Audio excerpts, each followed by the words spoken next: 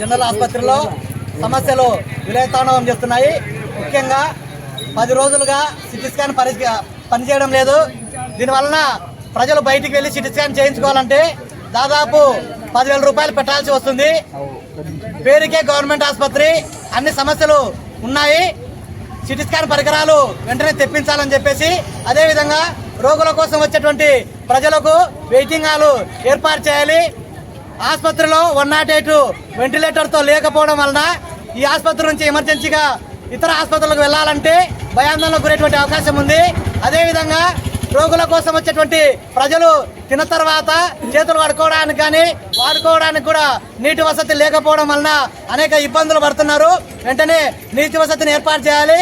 అదేవిధంగా అతి ముఖ్యమైనటువంటి రేడియాలజీకి సంబంధించి అసిస్టెంట్ ప్రొఫెసర్లు లేకపోవడం వలన బయటికి స్కానింగ్ రాస్తున్నారు. ఇది చాలా దుర్మార్గము. అదేవిధంగా ఎంఆర్ఐలో కూడా చాలా అవినీతి జరుగుతుంది. బయట నుంచి డాక్టర్, మన గవర్నమెంట్ హాస్పిటల్లో డాక్టర్లు సైన్ చేయకుండానే బయట నుంచి ఎవరైనా వచ్చి ఇష్టానుసారంగా 1000 నుంచి 1500 రూపాయలు 2000 రూపాయలు ఇచ్చి CT scan, MRI scan, CT scan చేయించుకొని వెళ్తున్నటువంటి ఆరోపణలు ఉన్నాయి. ఇటువంటి వాటన్నిటిని కూడా చెక్ పెట్టాలి. వెంటనే సమస్యలను పరిష్కారం చేయాలని కోరుతూ ఈరోజు సిపిఎం పార్టీగా ధర్నా నిర్వహించడం జరుగుతుంది. ఇప్పటికైనా కానీ నంద్యాల జిల్లాలో ఉన్నటువంటి కలెక్టర్ గారు అయితేనేమి, ఫరూక్ గారు అయితేనేమి, పేరుకే నంద్యాల జిల్లా అని మొత్తం సమస్యలు విలయతాండవం చేస్తున్నాయి.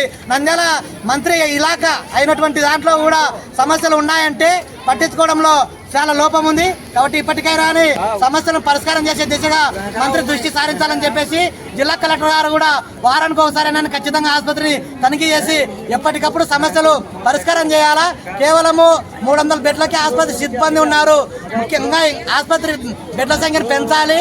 ఆసుపత్రిలో ఖాళీగా ఉన్నటువంటి సిబ్బంది నియామకాన్ని వెంటనే చేపట్టాలని చెప్పేసి సిపిఎం పార్టీగా డిమాండ్ చేస్తూ ఈరోజు ధర్నా నిర్వహించి ఆసుపత్రి అధికారులకు వినతిపత్రం ఇవ్వడం జరుగుతుంది. ఆసుపత్రిలో ఉన్నటువంటి సమస్యలు పరిష్కరించాలని చెప్పేసి సిపిఎం పార్టీగా ధర్నా నిర్వహిస్తున్నాం. ముఖ్యంగా దాదాపు 20 రోజుల నుంచి సిటీ స్కాన్ అనేది పనిచేయడం లేదు. ఇప్పటికే రోజు పత్రికలలో వస్తూ ఉంది.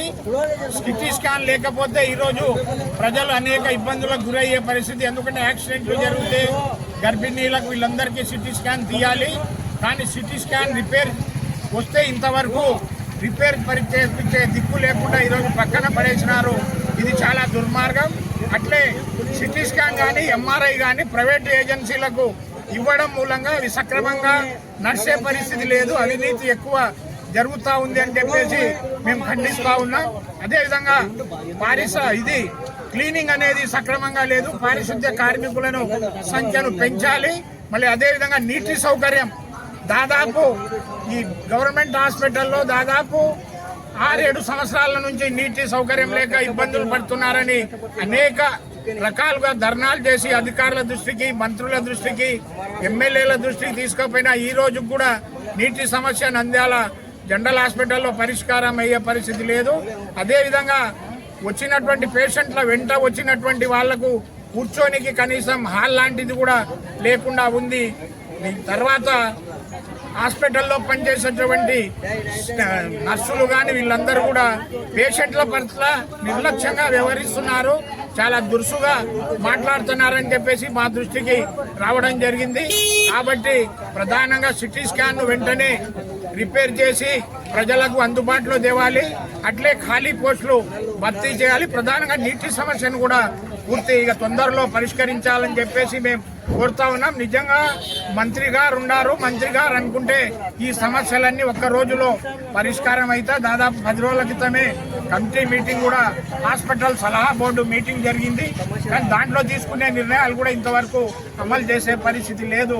కాబట్టి వెంటనే ఈ సమస్యలన్నీ పరిష్కరించాలని చెప్పేసి మేము సిపిఎంగా డిమాండ్ చేస్తాం. ఆసుపత్రి అయింది. గుండెకు సంబంధించిన జబ్బు ఏదైనా వస్తే కన్నులు పోవాలంటే చనిపోయే పరిస్థితి ఉంది. కార్డియాక్ డాక్టర్ని ఇలా ఖచ్చితంగా ఏర్పాటు చేయలేని పరిస్థితి. రోగులకు సరైన సౌకర్యాలు ఈరోజు తాగునీరు సమస్య ప్రధానంగా ఉంది. ఫ్యాన్ల సమస్య ప్రధానంగా ఉంది. అదేవిధంగా వెయిటింగ్ హాల్కు సంబంధించినది ఇంతవరకు ఏర్పాటు చేయలేదు. గతంలో 2 నెలల కిందట 3 నెలల కిందట సిపిఎం పార్టీ కలెక్టర్ గారిని కలసడం జరిగింది. కలెక్టర్ గారిని కలిస్తే ఖచ్చితంగా ఈ సమస్యల్ని పరిష్కరిస్తామని చెప్పినారు. ఇప్పటికీ 3-4 నెలల పై అవుతా ఉంది. ఈ సమస్యలు పరిష్కరించలేని పరిస్థితి ఉంది. సలామండిలో ప్రధానంగా పెద్ద పెద్ద ప్రముఖులు ఉన్నారు. ఈరోజు సలామండిలో కలెక్టర్లు ఉంటారు, ఎమ్మెల్యేలు ఉంటారు, కౌన్సిలర్లు ఉంటారు. మళ్ళీ వీళ్ళకి సమస్యలు కనపడుతున్నాయా లేదా అని చెప్పి మేము సిపిఎం పార్టీగా ప్రశ్నిస్తూ ఉన్నాం. ఖచ్చితంగా సలహా మండలి సిపిఎం పార్టీగా ఏవైతే సమస్యలు మీ దృష్టికి తీసుకొస్తున్నామో ఆ సమస్యలు పరిష్కరించాలని చెప్పి మేము సిపిఎం పార్టీగా డిమాండ్ చేస్తూ ఉన్నాం. ఆసుపత్రి ఆవరణలోనే జనరిక్ మందుల షాపులు ఏర్పాటు చేయాలి. రేడియాలజీకి ప్రొఫెసర్ అసిస్టెంట్ ప్రొఫెసర్లను నియమించాలి. రేడియాలజీకి అసిస్టెంట్ ప్రొఫెసర్లను నియమించాలి. ప్రొఫెసర్ అసిస్టెంట్ ప్రొఫెసర్లను రేడియాలజీ.